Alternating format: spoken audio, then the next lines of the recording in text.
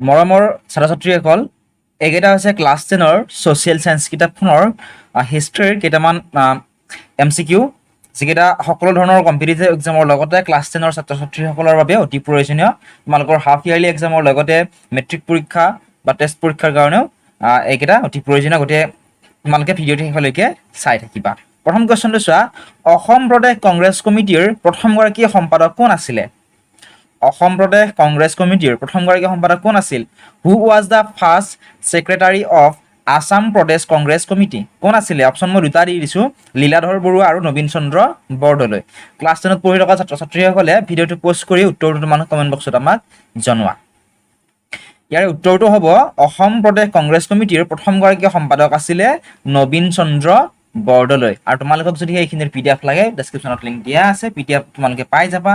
বা ডাইৰেক্ট যদি তোমালোকক লাগে তোমালোকে ফেচবুক পেজ বা ফেচবুক পেজতো জইন কৰি ল'ব পাৰা, লিংক ডেছক্ৰিপশ্যনতে দি থোৱা আছে। যদিহে তোমালোকে আমাৰ এই ইউটিউব চেনেলটো ছাবস্ক্ৰাইব কৰা নাই, তেনেহ'লে চেনেলটো ছাবস্ক্ৰাইব কৰি ল'বা আৰু কাষতে থকা ঘণ্টা বুটামটো টিপি অল কৰি ল'বা, তেতিয়া মই দিয়া ভিডিঅ'ৰ নটিফিকেশ্যন তোমালোকে পোনপ্ৰথমে পাবা। নেক্সট কুৱেশ্যনটো চোৱা, ফুলগুৰিৰ ধাৱা কেতিয়া সংঘটিত হৈছিল? ফুলগুৰিৰ Dhawa movement took place in, কিমান চনত হৈছিল? অপশ্যন এত দিছিলে 1861 চন আৰু অপশ্যন বিত দিছিলে 1860 চন।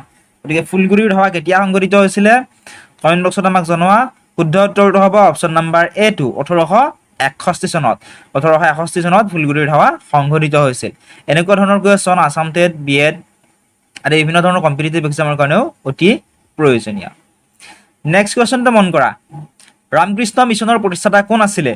হু is the founder of Ramakrishna mission? Ramakrishna মিছনৰ প্ৰতিষ্ঠাতা কোন আছিলে? অপশ্যন এত দিছিলে বাল গংগাধৰ তিলক, অপশ্যন বিত দিছিলে ৰাজা ৰামমোহন ৰায়, অপশ্যন চি দিছিলে স্বামী বিবেকানন্দ আৰু অপশ্যন ডিত দিছিলে মহাদেৱ গোবিন্দ ৰানাডে। গতিকে ৰামকৃষ্ণ মিছনৰ প্ৰতিষ্ঠাতা কোন আছিলে? তোমালোকে কমেণ্ট বক্সত আমাক জনোৱা শুদ্ধ উত্তৰটো, নোৱাৰিলেও জনাবা, আমি উত্তৰটো তোমালোকক কমেণ্ট বক্সতে দি দিম। নেক্সট কুৱেশ্যনটো চোৱা, কোন চনত সদৌ অসম ৰায়ত সভা গঠিত হৈছিল? When was the All Assam Riots Association formed? কোন চনত সদৌ অসম ৰায়ত সভা গঠিত হৈছিলে? অপশ্যন এ দিছিলে 1947 চন, অপশ্যন বিত দিছিলে 1943 চন, অপশ্যন চিত দিছিলে 1933 চন আৰু অপশ্যন ডিত দিছিলে 1925 চন। গতিকে কিমান চনত সদৌ অসম ৰায়ত সভা গঠিত হৈছিলে? উত্তৰটো হ'ব অপশ্যন নাম্বাৰ চি হ'ব শুদ্ধ উত্তৰ, গ নম্বৰটো। 1933 চনত সদৌ অসম ৰায়ত সভা গঠিত হৈছিলে। নেক্সট কুৱেশ্যনটো মন কৰা, কোনজন ভাইচৰয়ৰ কাৰ্যকালত বংগ বিভাজন হৈছিল? Who was the viceroy of India at the time of partition on Bengal? কোনজন ভাইচৰয়ৰ কাৰ্যকালত বংগ বিভাজন হৈছিল? অপশ্যন এ দিছিলে লৰ্ড মাউণ্টবেটেন আৰু অপশ্যন বিত দিছিলে লৰ্ড কাৰ্জন। শুদ্ধটো কমেণ্ট বক্সত জনোৱা। শুদ্ধটো হ'ব option number B2, Lord Curzon. Lord কাৰ্জনৰ শাসনকালত বা কাৰ্যকালত বংগ বিভাজন হৈছিলে। নেক্সট কুৱেশ্যনটো চোৱা, কোনটো আন্দোলনৰ সময়ত মহাত্মা গান্ধীয়ে কৰিম কিম্বা মৰিম শ্লোগানটো দিছিলে? During which revolution Mahatma Gandhi raised the slogan do or die? কোনটো আন্দোলনৰ সময়ত মহাত্মা গান্ধীয়ে কৰিম কিম্বা মৰিম শ্লোগানটো দিছিল? অপশ্যন এত দিছিলে অসহযোগ আন্দোলন আৰু অপশ্যন বিত দিছিলে ভাৰত ত্যাগ আন্দোলন। আৰু ভাৰত ত্যাগ আন্দোলন কিমান চনত হৈছিলে? 1942 চনত। এইটো কুৱেশ্যন তোমালোকে মনত ৰাখিবা। গতিকে এই দুটাৰ ভিতৰত কোনটো আন্দোলনৰ সময়ত মহাত্মা গান্ধীয়ে কৰিম কিম্বা মৰিম শ্লোগানটো দিছিল? শুদ্ধ উত্তৰটো হ'ব অপশ্যন নাম্বাৰ বি, ভাৰত ত্যাগ আন্দোলন। ভাৰত ত্যাগ আন্দোলনৰ সময়ত মহাত্মা গান্ধীয়ে কৰিম কিম্বা মৰিম শ্লোগানটো দিছিলে। নেক্সট কুৱেশ্যনটো চোৱা, ঐতিহাসিক গান্ধী আৰউইন চুক্তি কেতিয়া সম্পন্ন হৈছিল? When was the historic Gandhi Arwin Pact was signed? Option A দিছিলে 1931 চনৰ 5 মাৰ্চত আৰু অপশ্যন বিত দিছিলে 1930 চনৰ 5 মাৰ্চত। গতিকে কিমান চনত ঐতিহাসিক গান্ধী আৰউইন চুক্তি সম্পন্ন হৈছিলে? শুদ্ধ উত্তৰটো হ'ব অপশ্যন নাম্বাৰ A2, 1931 চনৰ 5 মাৰ্চত ঐতিহাসিক গান্ধী আৰউইন চুক্তি সম্পন্ন হৈছিলে। নেক্সট কুৱেশ্যনটো চোৱা, কোন দেশত আজাদ হিন্দ ফৌজৰ জন্ম হৈছিল? আজাদ হিন্দ ফৌজৰ জন্ম কোনখন দেশত হৈছিল? Azad Hind Fauj was formed in, option A দিছিলে ইংলেণ্ড আৰু অপশ্যন বিত দিছিলে ছিংগাপুৰ।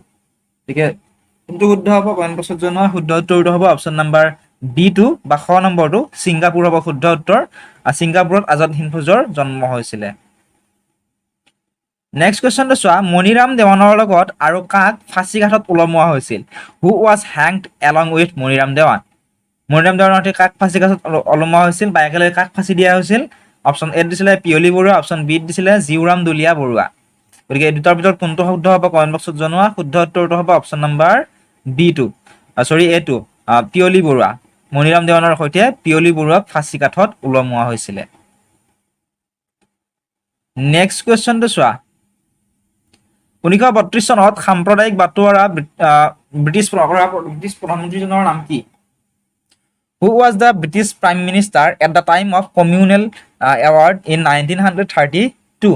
কোন আছিলে? অপশ্যন এ দিছিলে ৰামছে মেকডোনাল্ড, অপশ্যন বিত দিছিলে উইনষ্টন চাৰ্চিল আৰু অপশ্যন চিত দিছিলে অপৰৰ এটাও শুদ্ধ নহয়। কোনটো শুদ্ধ হ'ব? কোন আছিলে প্ৰধানমন্ত্ৰীজন? শুদ্ধ উত্তৰটো হ'ব ৰামছে মেকডোনাল্ড আছিল। গতিকে অপশ্যন এ হ'ব এই প্ৰশ্নটোৰ শুদ্ধ উত্তৰ। নেক্সট কুৱেশ্যনটো চোৱা,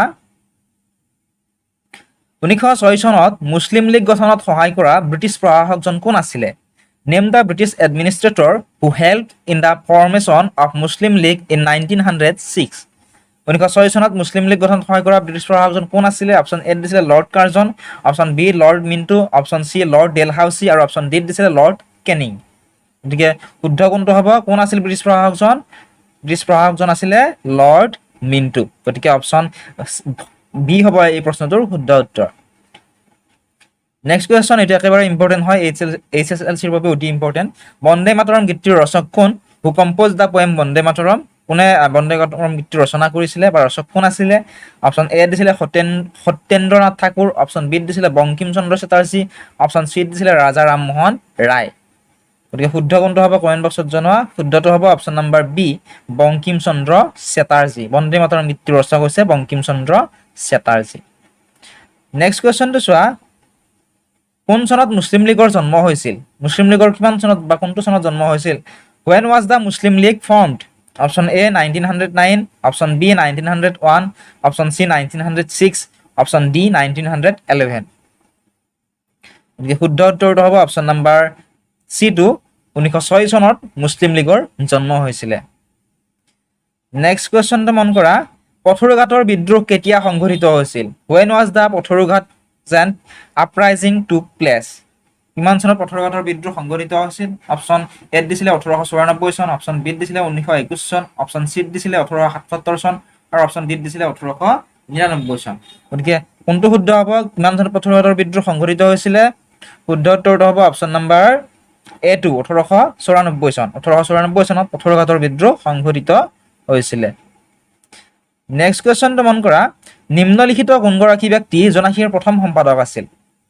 হু among the following was the first editor of the magazine Jonaki? নিম্নলিখিত কোনগৰাকী ব্যক্তি জোনাকীৰ প্ৰথম সম্পাদক আছিলে? অপশ্যন এত দিছিলে হেমচন্দ্ৰ গোস্বামী, অপশ্যন বিত দিছিলে চন্দ্ৰ কুমাৰ আগৰৱালা। গতিকে কোন আছিল জোনাকীৰ প্ৰথমগৰাকী সম্পাদক?